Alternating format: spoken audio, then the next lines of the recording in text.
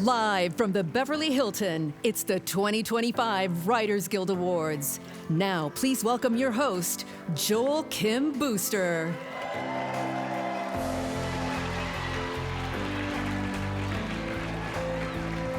Oh my God, wow! This is so crazy. What an honor it is to host the 77th Annual Writers Guild Awards and to be doing it during a Trump presidency. You know I did not get this job because of DEI. That shit is over now, okay?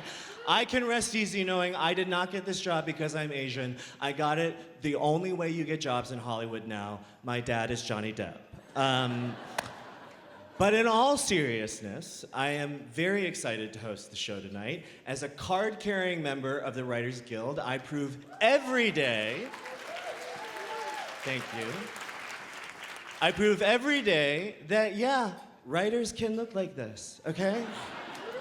You know, a lot of hosts would come out here and harp on you about the lack of fashion at the Writers Guild Awards, but most of you look stunning. And the people who didn't try are so rich with Simpsons and Big Bang money that they can buy happiness and sexual satisfaction, and isn't that the real Hollywood dream, okay? Now, some people have been questioning the need to have an awards ceremony in the midst of a national emergency, and those people were not nominated tonight.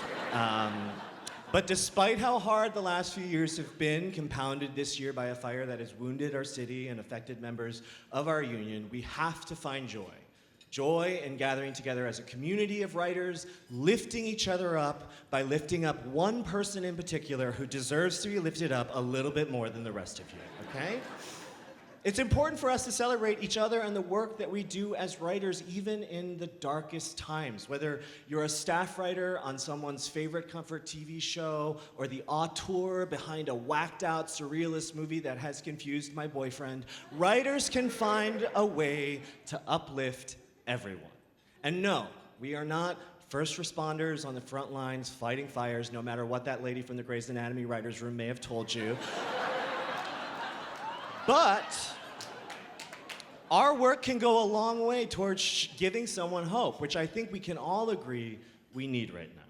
And to reward everyone for your hard work over the last year, I got you what every writer loves the most: notes, okay? Everybody, look under your chair. You will find there a random thought from a 25-year-old senior VP of development named Braden, who just wants you to think about it, okay?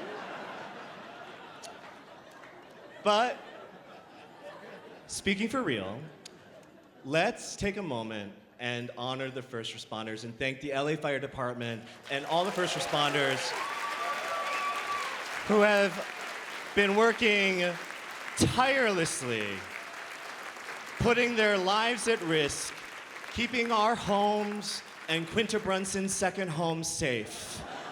I mean, what does a 22-episode Order House look like, Quinta? I have to know. I am desperate. But we're not here to give some hot firefighter an award. No, tonight is about writers. But even more than that, tonight is about ideas. Original ideas are hard to sell, and even harder to get made these days, which is why the incredible original ideas we're honoring tonight are even more impressive. Okay, there's Anora, okay? Anora,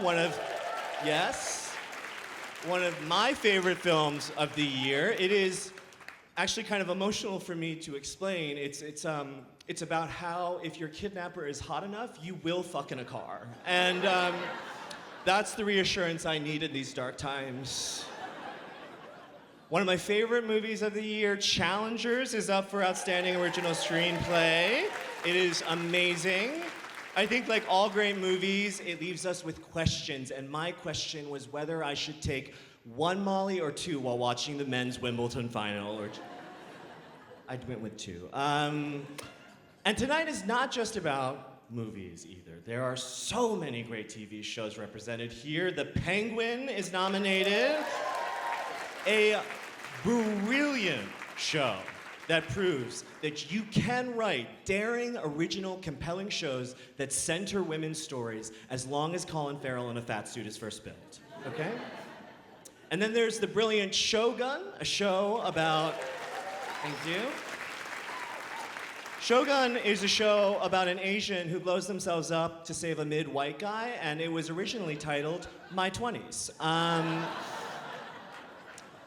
But before I officially kick off the show, I want to say with all sincerity what an honor it is to be a member of this union with all of you.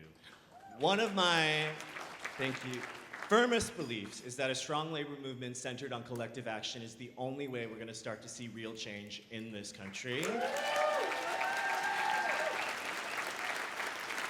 In spite of the adversity we've faced over the last few years, we've done exactly what they asked. We survived until 25, and we did it well, okay? So it's time to stand together with our fellow unions and start to dismantle a system that is rigged against us and take down all the guys who own all the streaming platforms and studios that pay our mortgages.